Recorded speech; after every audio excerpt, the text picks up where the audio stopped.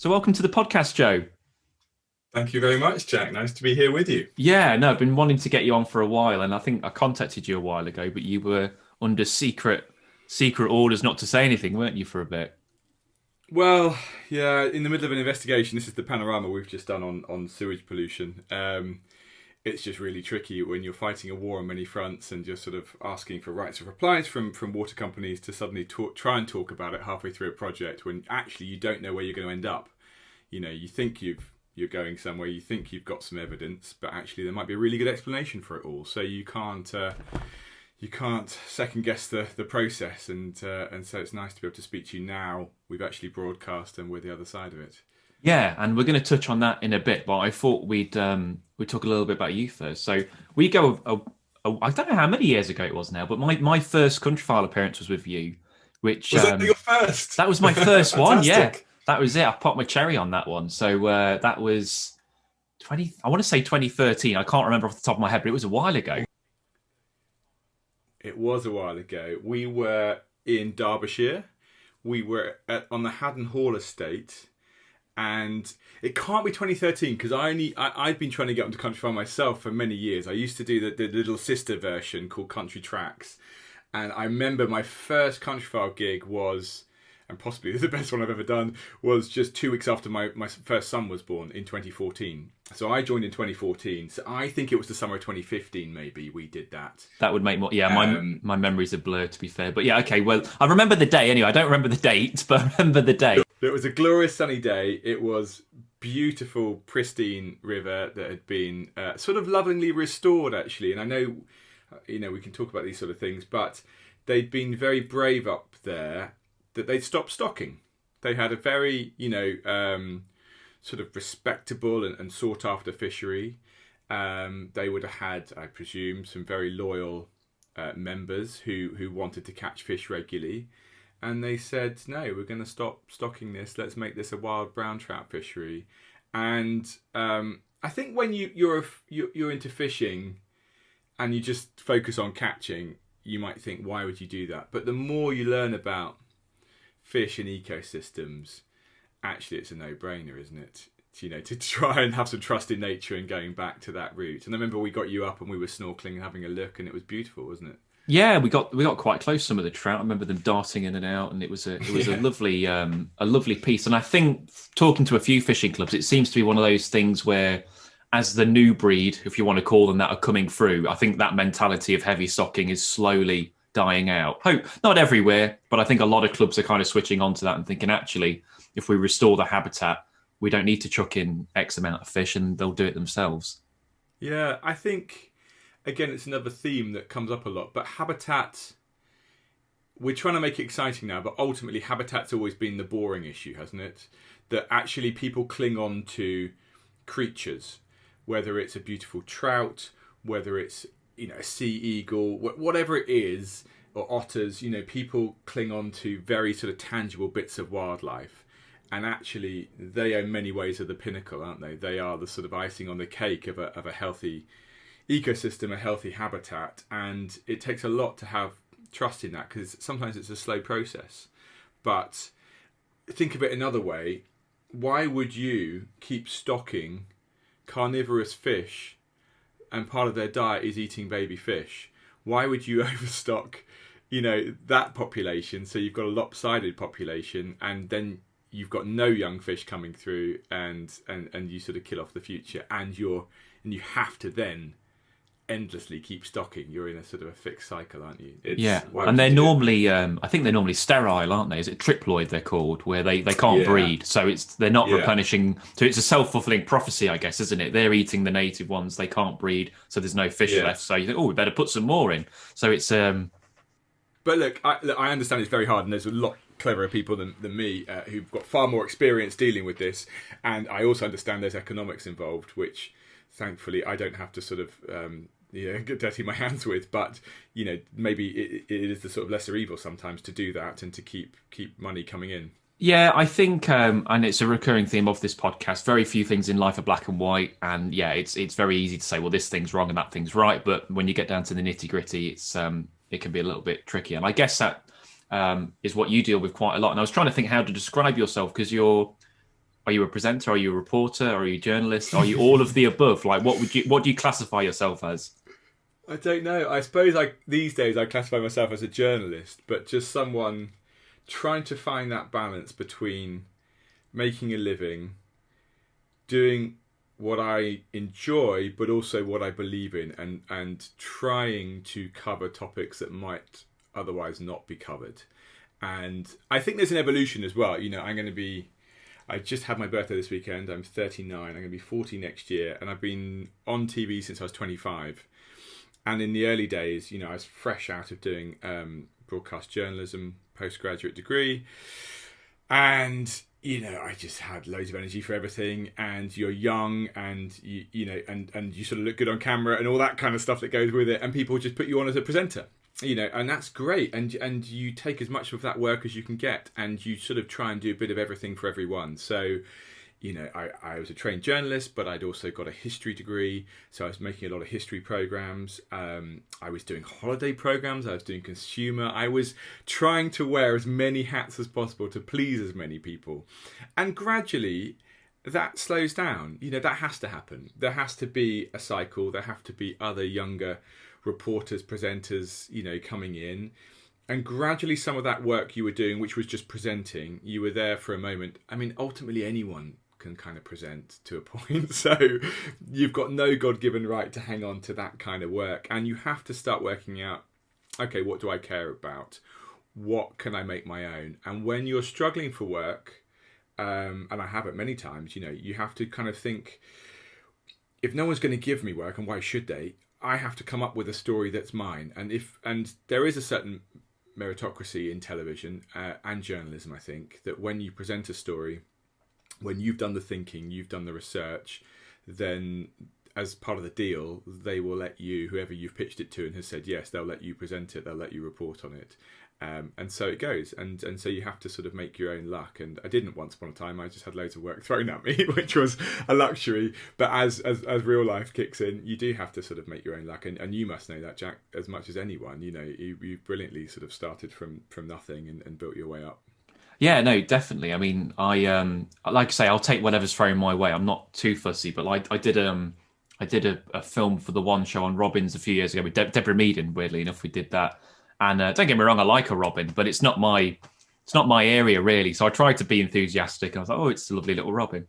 But then, so for example, it'll already been on by the time this podcast is out. But I think next week I've got a film on Countryfile about grayling.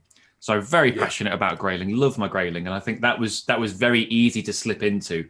I didn't have to do too much work on that because I'm very happy to talk about them. So yeah, you're always going to be more inclined to be more enthusiastic about something that interests you, aren't you? You are, but it's part of the job as well, especially when you're doing the presenting side. You have to make the actual skill isn't on camera. It's actually making yourself curious and making yourself interested. And I'm very lucky that I want to know about everything. There is nothing I don't want to sit down and sort of pour over in more detail. So to some people, I don't know what, it could be a very random, dry kind of financial story. But to me, that's an excuse to look into something I've never looked into before. So actually, I'm always excited by new challenges and just devouring information. That's where I find I'm hungry. And if you have that hunger, I think the rest of it kind of works out. You're naturally interested in people, so they are relaxed when they're speaking to you because you're not just there asking them a list of questions you've been given by a producer. You're there because you want to know. And actually, when you want to know, people want to tell you. And then before you know it, you actually get very good interviews. And then the only frustration actually is that you have to cut those very good interviews down to a few seconds or a minute or something, But which is why the podcast era is now so nice, because we can have conversations like this.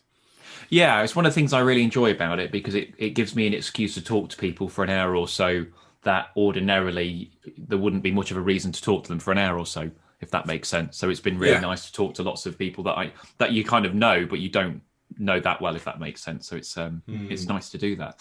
And you mentioned about this broad aspect of lots of things that you like, but recurring theme, I guess, in what you do is rivers and that sort of habitat. So what is it about rivers that fascinate you?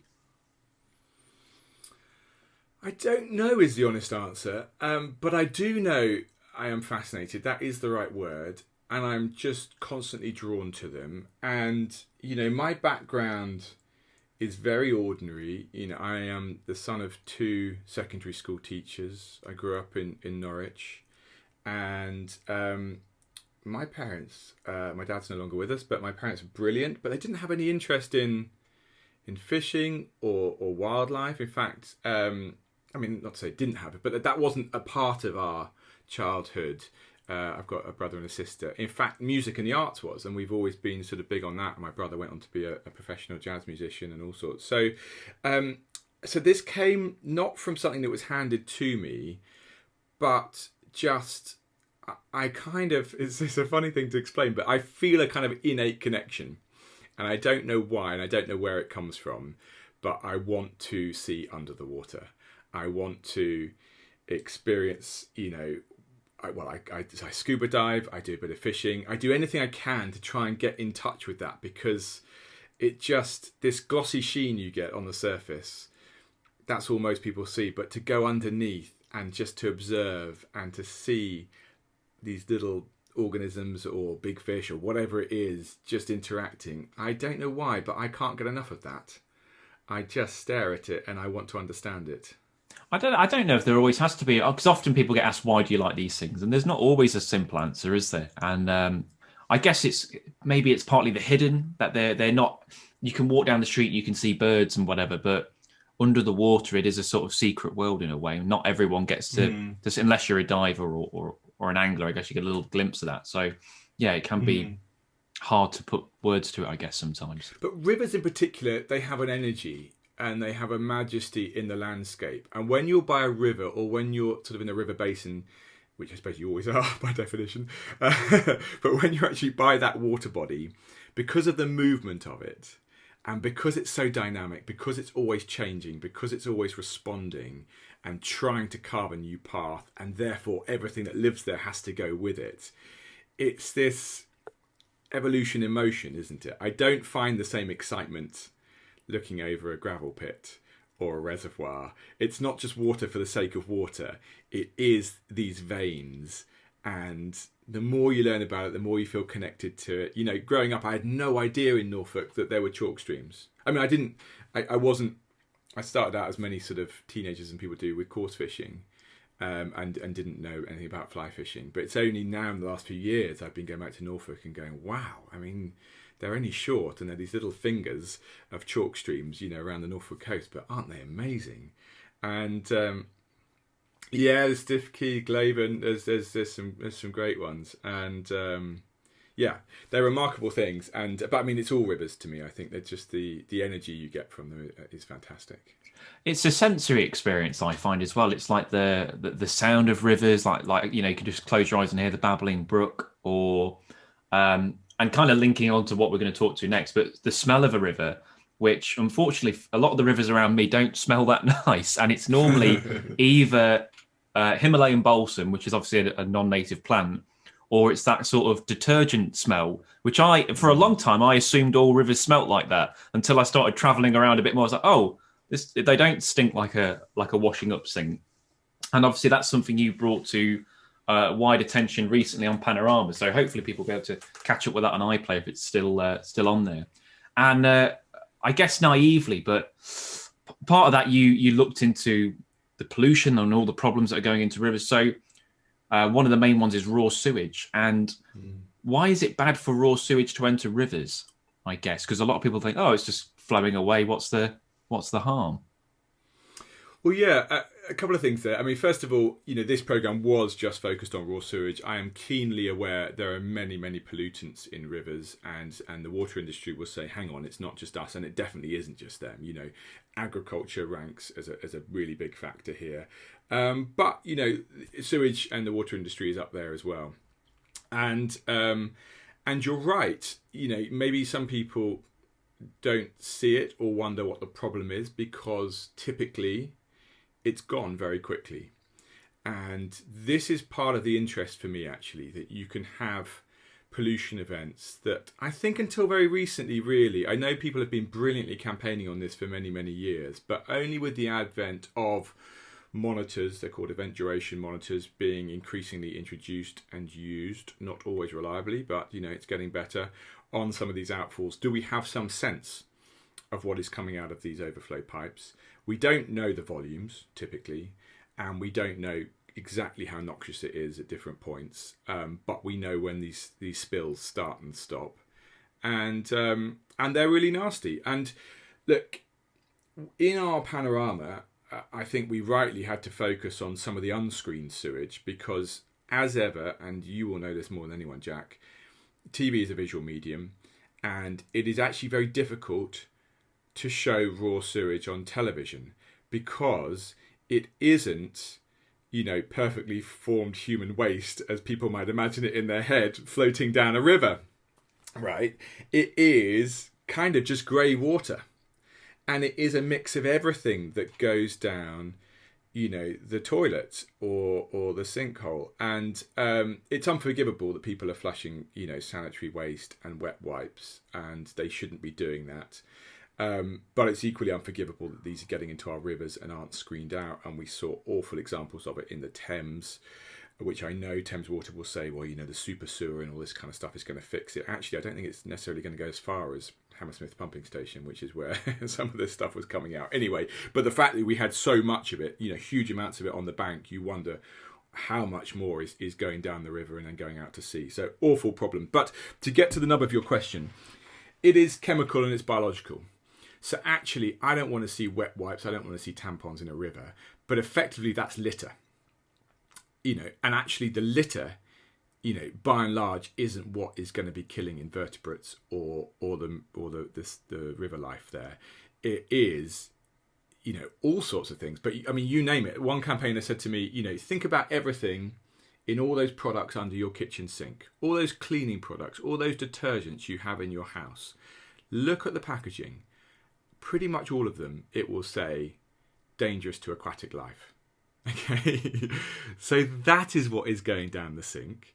That is what's going in the sewers, amongst many other things, be it, I don't know, the reproductive pill and all the, estrogen and hormones and things, be it all the nutrients, from human waste, even drugs. There's been lots of studies on things like cocaine and how you can tell that, in the sewage. So all of that going into rivers is just desperate. And I think we have to get away from saying if we don't see fish kills, it's not a problem.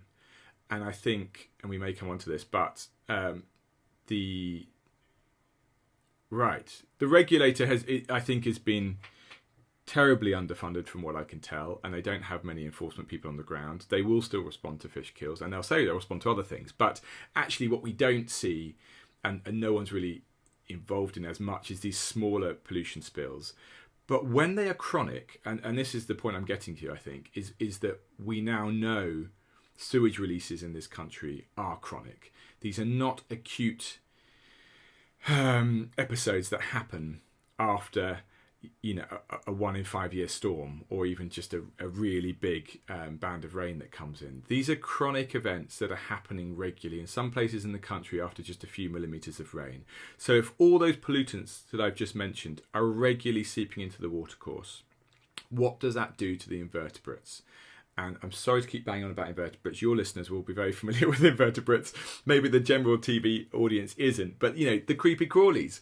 I am not a biologist, and I'm not an ecologist, but even I have an understanding that if you keep absolutely smashing the building blocks of life in these small insects, then it has huge knock-on effects to everything. You are not going to have otters or kingfishers without invertebrates ultimately. You need that base to the food chain, and I think that's what's so damaging. So even where fish can survive, and fish are far more mobile than many of these invertebrates, and can move away from pollution spills. It's less common that they get caught and there is a fish kill. It's the sewage fungus smothering everything. It's the impact on invertebrate life that I think is really, really desperate. Because, this is a bit of a rant, isn't it? At the end of it, what you also learn doing something like that panorama is the phenomenal capacity of rivers to recover. And that horrible sewage fungus we saw in the programme, I think when we were there, it had been untreated sewage had been going to Colwell Brook for 14 days, which then leads into the Windrush. We're in Oxfordshire near Witney at this point. I think in total there was 19 days non-stop sewage going into that brook, and it was smothered in sewage fungus. And those that have seen the programme will know the bit I'm talking about. I have to say, if you go back a month or two later, once the sewage has stopped, the fungus has gone, the fish are there, things are happening again. And I think it shows, not always, but actually often, there is a fantastic potential for nature to get over these spills quickly. That's not to justify the spills in the first place, but actually it just shows that if we treated our rivers, if we looked at rewilding in this country through the veins of rivers, start with rivers and move outwards, gosh, what you could achieve would be phenomenal. Yeah, no, definitely. And like watching that program, one of the things that struck me, because I have to admit I'm quite picky with the rivers that I go in. I guess partly from a health point of view, but also because I want it to look nice. And so if a river is fungusy up, full of fungus and sanitary trails, it's not the sort of thing that Springwatch typically, unless they're doing a really environmental piece, are going to want with trout in the background. So I tend to cherry pick my rivers, but I do see it occasionally, normally on local rivers. And I think we all have a personal river, and one near me is a tributary of the Trent, but it goes through a council estate, and there's a lot of, I'm assuming there's sewer pipes now, having seen the program, and yeah, it will just be covered in that kind of manky fungus that you showed in the program, and it can be pretty horrific. But then you can go a mile up, and like you say, it's almost like a chalk stream. So it is a shame. And the other thing that really caught my attention on the film that you did was the Wet White Reef. Like the only way to put it, and if again, I do implore people to check the program out if you can. But essentially, it's on the Thames, and in Barnes, I think you mentioned in the program. Yeah, it's just this mound of wet wipes, and everywhere you look, and it is just shocking. It's absolutely shocking. Yeah, no, that really took me back actually, and I was really surprised I didn't already know that. I worked with a brilliant producer called John in Belfast who put us onto that, and it was a very strong start to the show. But yeah, it's given actually, most sewer overflows are supposed to be screened. Given certainly where sewage spills out of sewage treatment works, it's supposed to be screened. It's remarkable just the tonnage of waste that's ending up in the river, and the reason that Wet White Reef, which I found really hard to say, we filmed on the coldest day in February, and I'd been facing the wind just because where I had to stand for the interview for too long, and my lips had frozen, and I couldn't say Wet White Reef, and I still struggle today. And I think we cut it out in the end. We let the contributors say those words, but yeah, it was absolutely shocking. We were on the inside of a bend, so effectively what's happening is the water is slower on the inside of the bend, and therefore this waste is dropping out of the water column. And so if that much waste can drop out of the water column just on that bend, in the fast part of the river, I mean, goodness me. And a lot of these wet wipes, they're plastic based. This is all heading out to the sea, to our beaches, to our coasts. We didn't touch on beaches in the programme because I fought very hard just to keep this on rivers. I think huge respect to Surfers Against Sewage and various campaigners, and the progress that has been made with water companies, to be fair, as well, playing their part on our beaches. It's not still good enough, but this was to talk about the particularly fragile ecosystems that are rivers and even the Thames. To see that kind of level of waste, it cannot be acceptable in this day and age. No, certainly not. And you mentioned that a lot of it was illegal. So I wondered, is it the sort of thing that would the water company say that it's a glitch in the system, or is it something conscious, or is it just that we simply don't know? Like, because it seemed kind of a grey area. I wasn't sure whether the companies are doing it in full knowledge, or whether it's just something that's happening that they're not aware of. I mean, I don't know what's that. This is where I have to start being a bit careful with what I say, I suppose, so we don't both get sued. But here is what we found. We found reliably, we believe, and this is based on water companies' own data, we believe they were breaking the law and breaking their permits because a lot of the time they simply weren't treating enough sewage. Now, sometimes, in a couple of occasions, they kind of put their hands up to that. And Thames Water didn't really contest the fact that their giant Mogden works is nowhere near being legal. I mean, some works, the amount they're treating is only 85, maybe 90% of what it should be. It's getting close to what they should be doing. Mogden was nowhere near. I mean, I really do believe that is scandalous. And we had to broadcast the panorama at fairly short notice, which is for boring reasons to do with scheduling and the royal prince's death. But I think if we publicised it or had a chance to publicise it more, I think the Mogden stuff would have got a few more headlines because, it really isn't good enough. In other places, they say it's happening because there's groundwater. The groundwater levels coming up and getting into the pipes, and that's diluting and swelling the amount of sewage they have to deal with. So there's too much sewage. And that isn't really a valid excuse, actually, because if you look at the permits for sewage treatment works, they say that in the event of rainfall, now it cannot be that on dry days, albeit with high groundwater, that counts as rainfall. And actually, the Environment Agency, I know, in recent weeks, and perhaps before, but certainly in recent weeks, have started to sort of lay down the law on this a bit. So I don't think that is a valid reason. But essentially, yeah, look, we worked with some campaigners who had been looking at Thames Water stuff. I think there was very clear illegality in what Thames Water were doing. We then said, let's go and look at a handful of sewage treatment works in other areas of the country. And really, we shouldn't be finding that many examples. And I'm saddened and was shocked to say that we did find quite a few examples across many different companies. Different companies give different reasons and different excuses. But the data clearly showed, the data that we were looking at clearly suggested they were breaking the law. I don't think on the frequency we were finding it that can be said to always be an accident. And I would also say that the most expensive part of dealing with supplying water and treating sewage is treating sewage. And so campaigners will point to the fact that actually, these companies are dumping sewage they should be treating. And ultimately, that saves them money. Potentially. This is a very difficult industry, and it's not just down to the water companies. Everyone has a role to play in this. Ultimately, there's a question of whether we should all be paying more for our water. There's a question of whether Ofwat should allow the water companies to charge more for water so they can invest in some of these problems. I suppose Ofwat might say, well, how do we know it's not just going to go into shareholder dividends if we allow them to charge more? So there's a whole issue here. And again, when Ofwat made their last determination, some companies appealed it and said, come on, give us a bit more money. Some got a little bit more money. But, it's very, very complicated. But at the bottom line, I think, is that the government is intent through Ofwat on people having very low water bills. And given from what I've seen making this programme, I think I can say the infrastructure is creaking. It hasn't kept up with growing population or with changes in rainfall patterns, or all these things that put pressure on.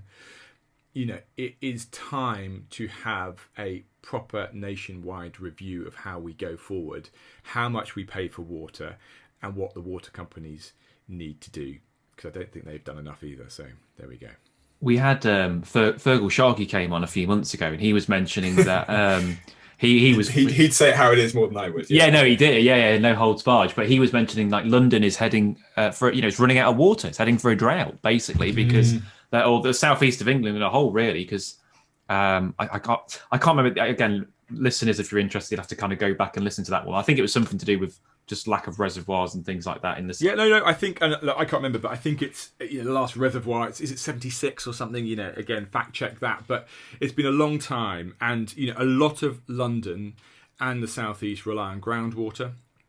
Groundwater is going to be increasingly scarce. We covered this on the one show when we were looking at the tributaries of the Cam drying up a couple of years ago. Had a really dry winter, and then suddenly all these effectively chalk streams start going because we're abstracting too much water. This has been going on for a generation, but it's being keenly felt now. And I think and I'm sure Fergal would have mentioned this, but I think about a year and a half or 2 years ago, Cambridge Water, who are a supply company only, they don't deal with sewage, they supply people in Cambridge with drinking water.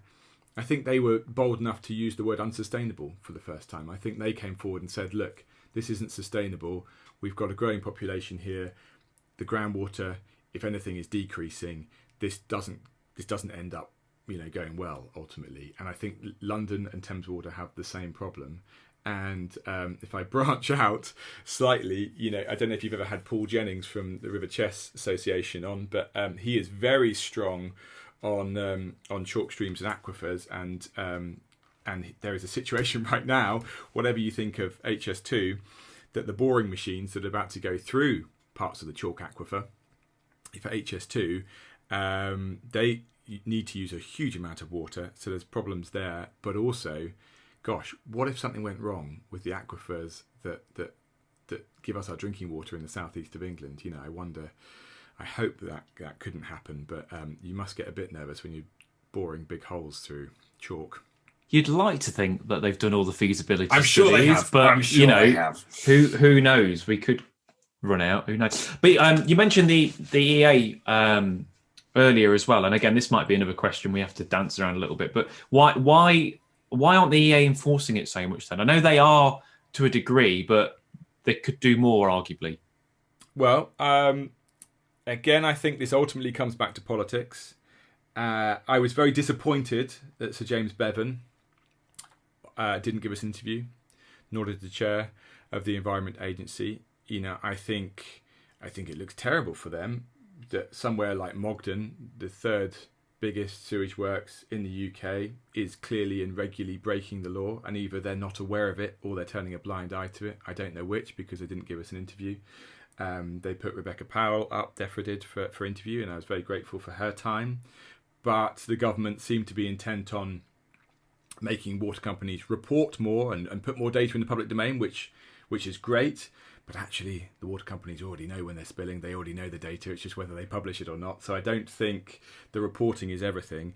The truth is, I think, and this is coming from people inside the Environment Agency I've spoken to, is that clearly there are a lot of very good people in the Environment Agency. There are a lot of people on the ground that you and I will have met who deeply care. They don't go into a career in the Environment Agency to get rich. They go because they want to do their bit and they want to safeguard the environment in this country. And the enforcement officers just aren't there. So I've one person I spoke to anonymously for the programme told me they had 7 or 8 enforcement teams in their patch before 2010. Now they have 1.5. That many, the fraction of staff they now have to enforce is just not adequate. And many of the people who've joined since 2010, who make up that small number of enforcement officers, barely know what a sewage works looks like.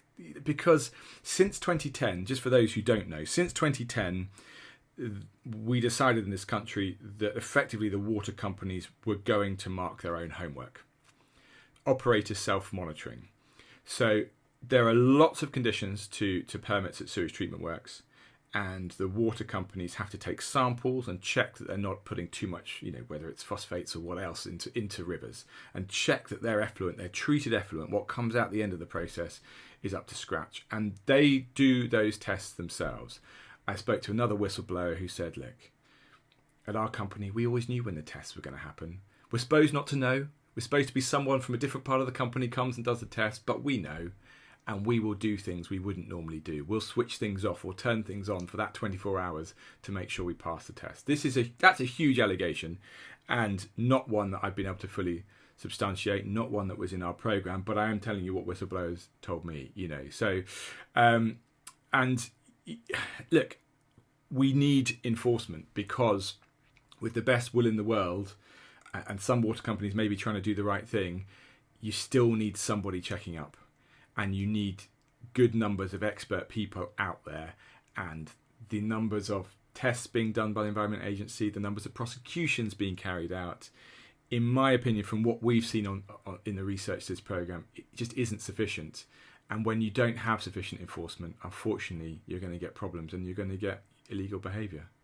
Yeah, I think that mirrors a lot with the EA, because they get a lot of flack, and I do feel for them. I think because of the reductions in staff and whatnot, and I think more needs to be done. They need to hold their hands up to bits and bobs. But I mean, if you look at kind of fisheries, more my side of things, but I think for the entire east of England, from the Humber down to East Anglia, there's something like 2 officers to enforce like rod licenses and stuff like that. So how is that practical?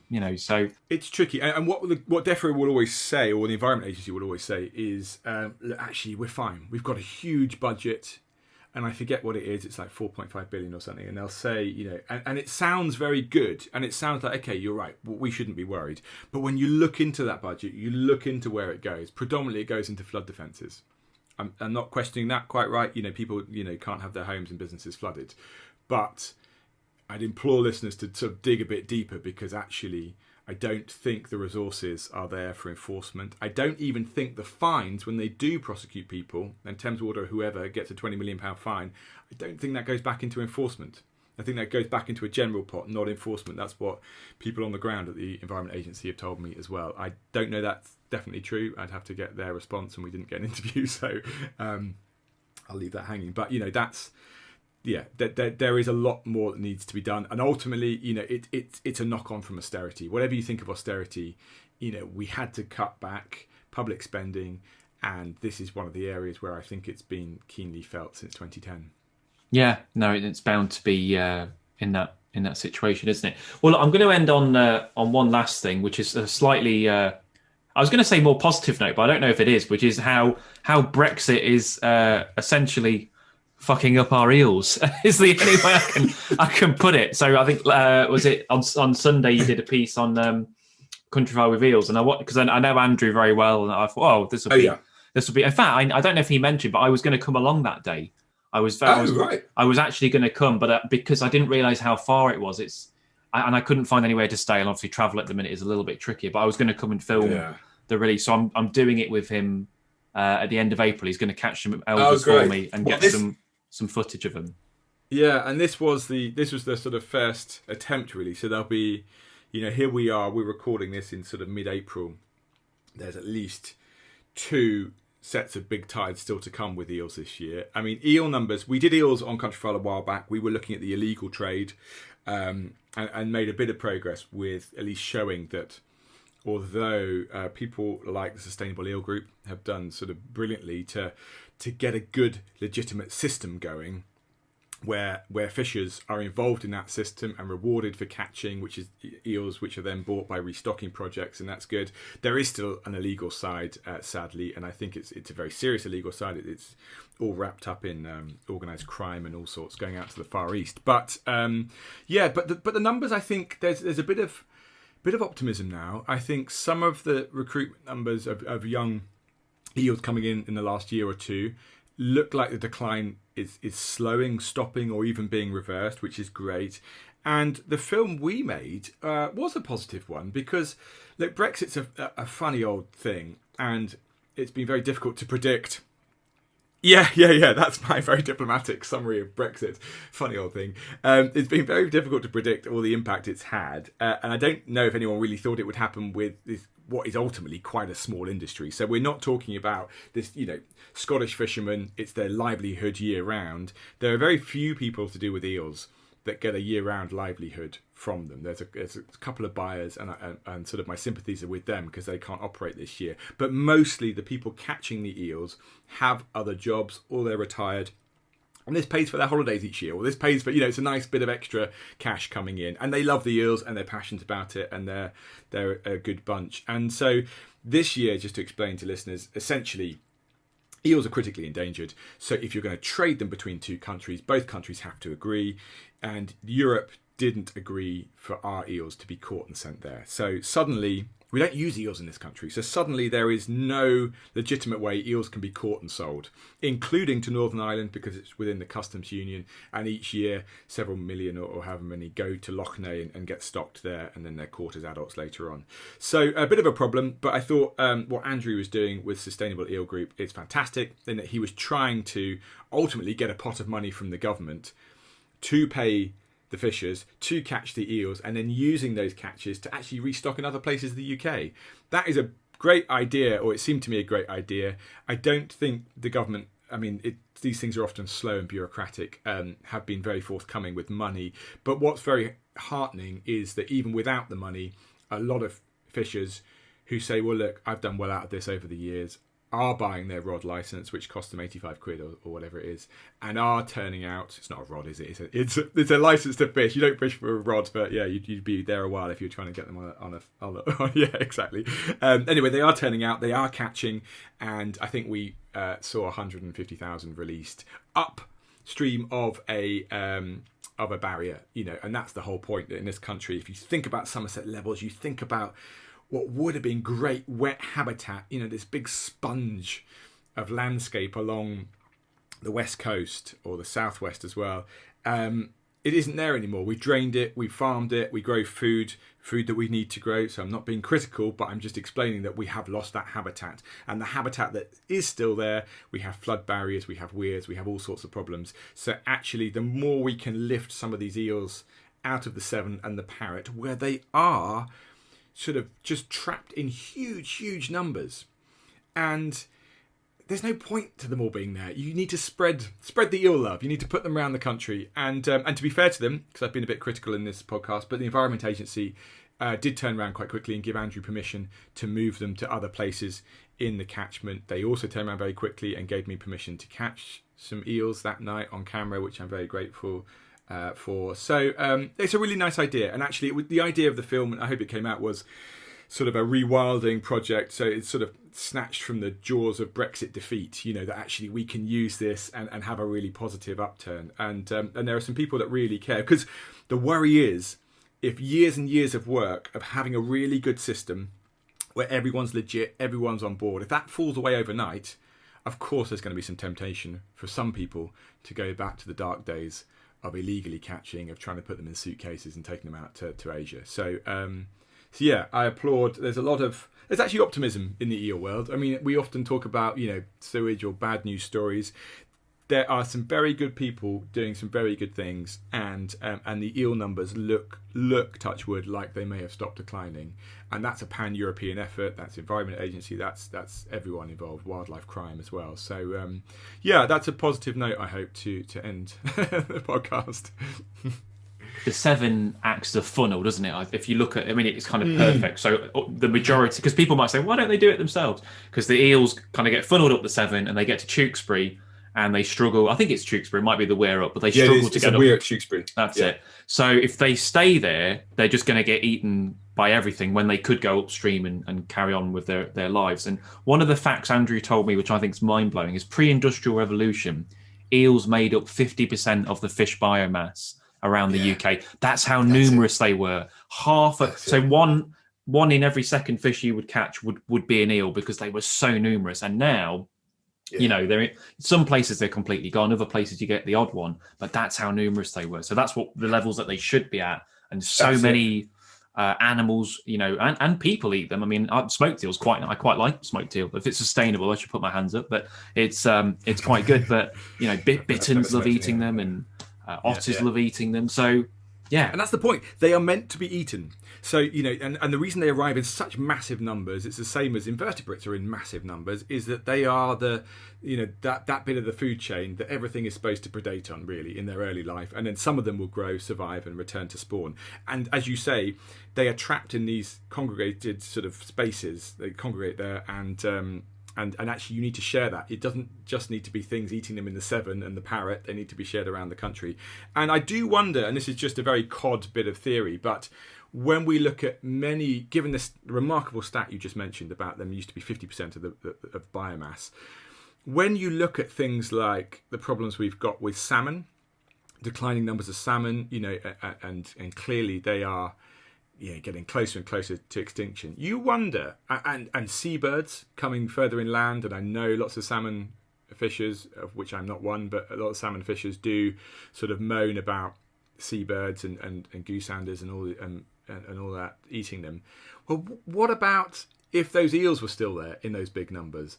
Would the young smolts be predated upon in the same way? What if that food source was more abundant? All these things are so complicated, including catches of sand eels in the North Sea. You wonder if some species are taking the hit for there being fewer eels, because eels are all around the UK. They're this wave of protein that wash up once a year, and as you say, the funnel in Bristol, it concentrates them beautifully, and that's why they're caught there, because you just wouldn't get them in numbers in Lincolnshire or Northumberland, but they are there, and they are arriving at this time of year, and it's sort of nature's bounty, and I hope in our lifetimes we see it returned. I hope we see those numbers just keep building and building and building, because every single humans, but every part of our ecosystems will benefit if that's the case. Yeah, no, it's got to. I mean, I'm sure someone's done research on it, but it's got to have had an impact in some degree. But yeah, who knows? We might. I mean, I'm about as far inland as you can get in Nottinghamshire, so we don't have a huge amount of eels, but we do get, the odd one, and I'm like, bloody hell, you've come a good way up.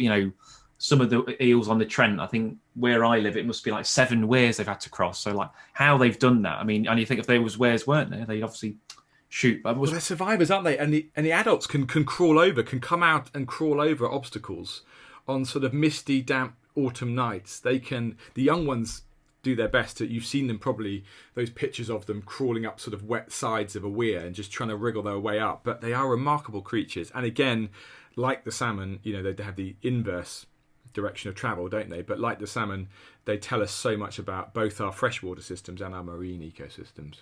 Yeah, no, definitely. So there is light at the end of the tunnel with some of our rivers anyway. But fingers crossed, yeah. Fingers crossed. Well, look, buddy, it's always a pleasure to have a waffle about rivers to you and catch up. So thanks for joining me. Thank you, Jack. Been a pleasure. All right. Cheers.